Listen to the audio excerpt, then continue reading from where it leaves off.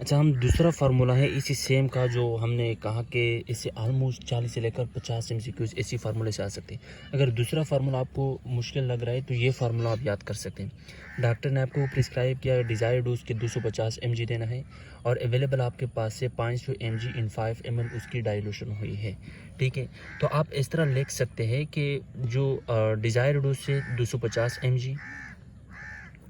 5 ml में 500 mg मौजूद थे, तो 250 mg कितने ml में मौजूद होगा। सिंपल इसका मकसद है 250 mg डिवाइडेड बाय आपने x ml लिखना है। x ml का मतलब ये है कि हमें ये चाहिए कि अगर 5 ml में 500 mg हो सकता है तो 250 mg में कितना ml हो सकता है इज़ इक्वल टू, तो यहाँ पे सिंपल लिखना है 500 mg divided by 5 ml।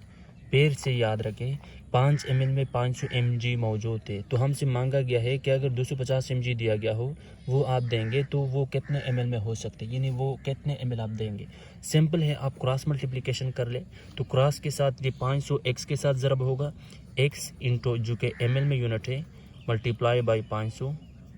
mg is equal to 5 आप 250 के साथ मल्टीप्लाई कर ले 250 mg मल्टीप्लाई बाई 5 ml। ठीक है,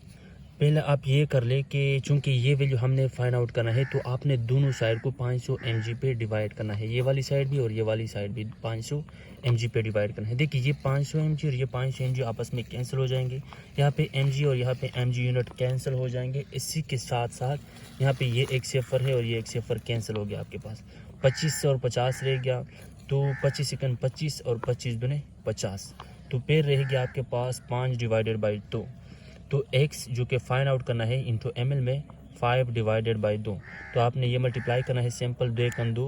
2 दुने 4, फिर और 1 यहाँ पे रह गया, 1 को अगर आप 0 देंगे तो यहाँ पे 5 आता है 2 पे डिवाइड करें, तो वही सेम फार्मूला है x इज इक्वल टू 2.5। या अगर आपको कंफ्यूज लग रहा है तो 5 को लेकर 2 पे डिवाइड करें, 2 दुने 4, यहाँ पे 4 आ गया, फिर यहाँ पे आप 5 से अगर आप 4 माइनस करें तो 1 आता है, यहाँ पे 1 कम है और 2 ज़्यादा है तो इशारा लिखते हैं, इसके लिए सिफर 5 दुने 10, तो आपके पास जो रिज़ल्ट आ गया x is equal to 2.5। Almost इसी से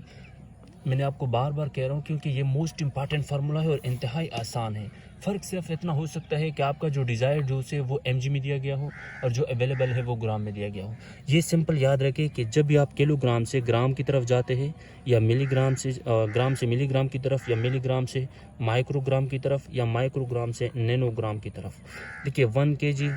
तो फिर आपने इसी को 1000 के साथ मल्टीप्लिकेशन देनी है, 1000 के साथ, 1000 के साथ। जब आप एसी के साथ, एसी रिदम के साथ नैनोग्राम को माइक्रोग्राम में कन्वर्ट कर रहे हो या मिलीग्राम में कन्वर्ट कर रहे हो या मिलीग्राम को ग्राम में या ग्राम को केजी में कन्वर्ट कर रहे हो, तो आपने 100,000 पे आपने उसको डिवाइड करना है। बहुत आसान है, तो आप ये ट्रिक्स याद रखें, इंशाल्लाह आपको समझ आएगी। अगर कोई भी क्वेश्चन हो दोबारा समझ में नहीं आए तो आप कमेंट सेक्शन में मुझसे पूछ सकते हैं। Thank you.